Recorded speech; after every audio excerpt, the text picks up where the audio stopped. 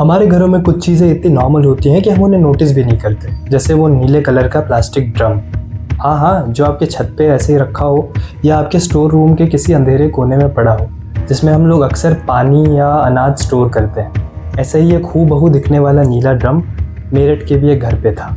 ऊपर से सीमेंट से सील किया हुआ, देखने में बिल्कुल नॉर्मल। उस घर के लोग उसके पास जाने में डरते भी नहीं थे। वो बस ऐसा प्रिटेंड करते थे कि वहाँ पे कुछ हो ही ना।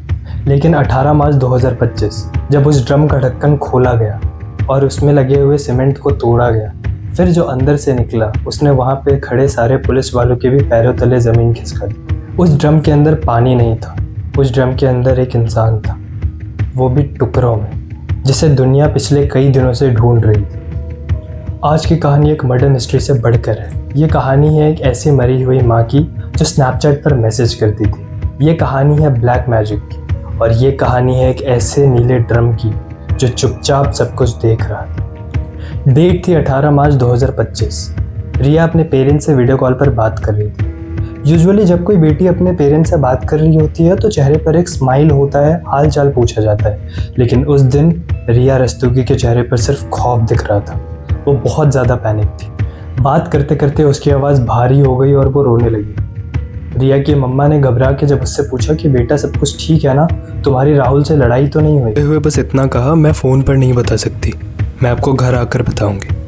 उसकी मॉम को कुछ समझ नहीं आया। उन्हें लगा शायद पति पत्नी का कोई झगड़ा होगा। उन्होंने तुरंत कहा, बेटा तुम फ़ौरन घर आ जाओ, जो भी बात है हम साथ मिलकर सॉल्व कर लेंगे। थोड़ी देर बाद रिया अपने पेरेंट्स के घर पहुँचती है। जैसे ही दरवाज़ा खुला, बिना कुछ कहे वो अपनी मम्मी से लिपट गई और ज़ोर ज़ोर से रोने लगी। उसकी मम्मा ने उसे संभाला, पानी पिलाया और फिर पूछा, रिया अब बताओ क्या हुआ है। रिया ने डरी हुई आंखों से अपनी मम्मी को देखा और जो अगला सेंटेंस बोला उसने उसके घर की खुशियां हमेशा के लिए ख़त्म कर दी। उसने कहा, मम्मी मेरे पति राहुल अब नहीं रहे। लेकिन दोस्तों, जो दिखता है वो हमेशा सच नहीं होता। रिया के आंसुओं के पीछे एक ऐसी सच्चाई छुपी थी जो किसी हॉरर मूवी से कम नहीं थी। आखिर क्या हुआ था राहुल के साथ? आखिर रिया इतना डर क्यों रही थी? आज की केस स्टडी बहुत ही ट्विस्टेड है। इसमें लव ट्रायंगल है, इसमें ब्लैक मैजिक है और स्नैपचैट का एक ऐसा यूज़ है जो आपने कभी सोचा भी नहीं होगा। सुनने में दुखद हादसा लगता है, राइट? एक पत्नी अपने पति के जाने के गम में रो रही है और शोक मना रही है। लेकिन अगर मैं आपसे कहूँ ये ड्रामा कर रही थी तो क्या आप मानेंगे? जब ये ड्रामा कर रही थी उसी ठीक वक्त उसी के घर में उसी के पति की लाश टुकड़े टुकड़े में कट के एक ड्रम में पैक थी।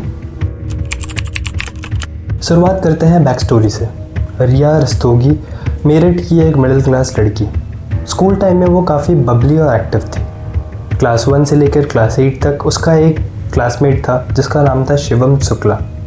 क्लास 8 में उसने स्कूल चेंज कर लिया और उन लोगों की दोस्ती ख़त्म हो गई। रिया बड़ी हुई, उसके लाइफ में आज सच कोई ख़ास एम्बिशन नहीं था और वो थोड़ी सी लॉस्ट थी। इसी वक्त उसके लाइफ में एंट्री होती है राहुल की। राहुल एक बहुत ज़्यादा हार्डवर्किंग लड़का था और रिया के फैमिली को उस वक्त ये बताया गया कि वो लंदन में as a merchant navy officer work कर रहा है। बट रियलिटी ये थी कि वो एक्स मर्चेंट नेवी ऑफिसर था। वो प्रेजेंट टाइम पे लंदन की किसी बेकरी में वर्क कर रहा था।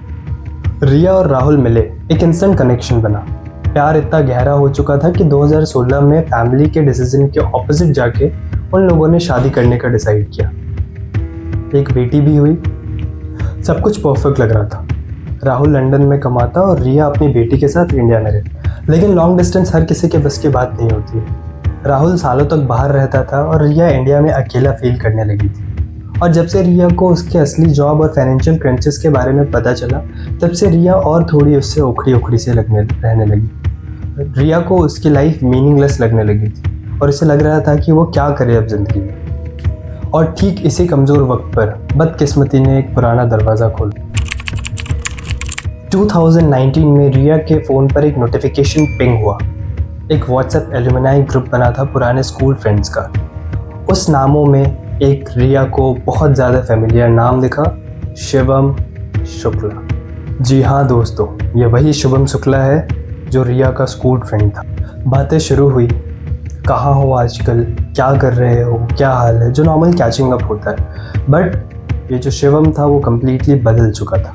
वो गांजा का क्रेजी एडिक्ट हो चुका था और वो अपने आप को थोड़ा स्पिरिचुअल दिखाने की कोशिश करता था और वी कैन से दैट थोड़ा तंत्र मंत्र में विश्वास रखता था। यह हमें रिपोर्ट से पता चला और उसके घर पे हमें बहुत अजीब व गरीब सी पेंटिंग्स भी दिखी जो आपको स्क्रीन पे दिख रही होगी। नॉर्मल लड़की होती तो शायद दूर भी रहती, लेकिन रिया वो तो बोर हो चुकी थी अपनी लाइफ से। उसे शिवम की डार्क और रिबिलियस दुनिया एक्साइटिंग लगी। रिया ने शिवम के साथ मिलना शुरू किया। सिर्फ मिलना नहीं, उसने भी ड्रग्स लेना शुरू कर दिया था। अब रिया को राहुल और उसके इन-लॉज चुभने लगे थे। वो चाहती थी कि कोई उसे रोके टोके नहीं। शिवम ड्रग्स लेने के बावजूद भी अपनी माँ से बहुत कनेक्टेड था। उनकी डेथ हो चुकी थी और वो इमोशनल सपोर्ट तलाश रहा था। रिया ने सोचा क्यों ना इसका फ़ायदा उठाया जाए। अभी जो रिया ने किया वो किसी थ्रिलर मूवी के स्क्रिप्ट से कम नहीं है। रिया ने स्नैपचैट पर एक फेक अकाउंट बनाया और उस स्नैपचैट आईडी का नाम रखा उसने शिवम की लेट मदर के नाम का, और उसने उसी आईडी से शिवम को मैसेज करना स्टार्ट किया। सोचिए ज़रा, कोई मरा हुआ इंसान किसी को मैसेज कैसे करेगा? लेकिन शिवम जो हमेशा नशे में धुत रहता था और जादू टोना में भी मानता था, उसे लगा कि ये कोई चमत्कार है और उसकी माँ सच में उससे बात करना चाहती है। रिया शिवम की माँ बनकर शिवम को मैसेज करती थी कि बेटा, रिया ही तेरी सोलमेट है, रिया का ख्याल रखना, रिया से ही शादी करनी। और फिर वो फाइनल कमांड दी गई। उस फेक अकाउंट से मैसेज आता है कि अगर तू रिया के साथ खुश रहना चाहता है तो राहुल को हटा दे, मार डाल। रिया ने शिवम के दिमाग को पूरी तरह हाईजैक कर लिया था। उन्होंने डिवोर्स का ऑप्शन नहीं चुना।